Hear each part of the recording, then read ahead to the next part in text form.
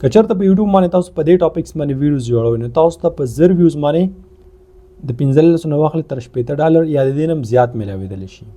دا چې کوم دی که نه په 2025 کال کې د های CPM نیشز دی. همدغه شانې که په آنلاین بزنس باندې تاسو جوړوئ نو تاسو ته د 12 نه واخله $40 میلاویږي. دغه نور هم تاسو کتلی شي. پرې باندې دومره زیات ارننګ ولې دی؟ ځکه چې دلته د دې دغه ریزن لیکل شوی دا تاسو په خپله ریډ کولی شي.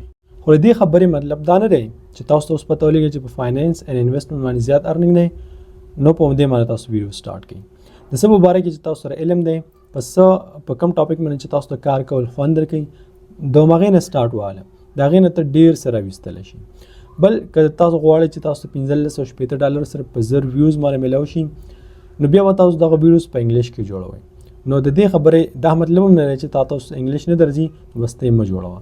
تاسو به داسې کار وکړئ چې اوس وخت کې که چېرته بیخي انګلیش هم نه درځي اردو هم نه درځي نو په پښتو کې اوس وخت کې کار بې انتهایي اسان دی. ځکه په پښتو کې چې کوم دی که نه ډېر زیات کم خلک یې کوي.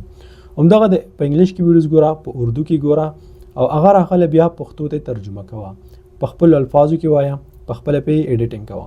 د دې نه به ته دومره سره اوچت کې مطلب په پښتو کې چې ته کانټینټ جوړئ چې ستا په سوچ کې هم نه وي. بیا د دې نه بعد ته د اردو سایټ ته هم راتللی شي ته د انګلیش سایټ ته هم راتللی شي ته هر څه کولی شي. او دا ټولې طریقې چې کوم دی په یوټیوب باندې کار څنګه کېږي دا تاسو هم دې د یوټیوب نه زده کولی شي. که چېرته زموږ کورس تاسو جوین کوئ نو هغه پیډ دی فری نه دی. اوس فری ولې نه دی؟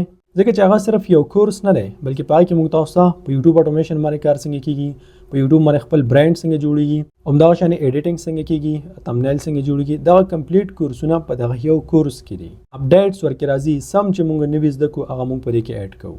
بل په دې کې لایف کلاسز دي مطلب زه لایف راځم ستاسو چینل چیک کوم کومه غلطي چې تاسو کوئ ستاسو کوېسچن وي څه خبره وي هغه تاسو ما سره کولی شي. او ټول هر څه نه خاص کم کس چې خواري او محنت کوي نو هغه ته زه په خپله به پرسنل کې کال کوم او فیس ټو فیس ورسره خبرې کوم. هغه چې څه خبرې وي څه مسله ورته وي نو د هغې د حل تلاش کولو کوشش کوو.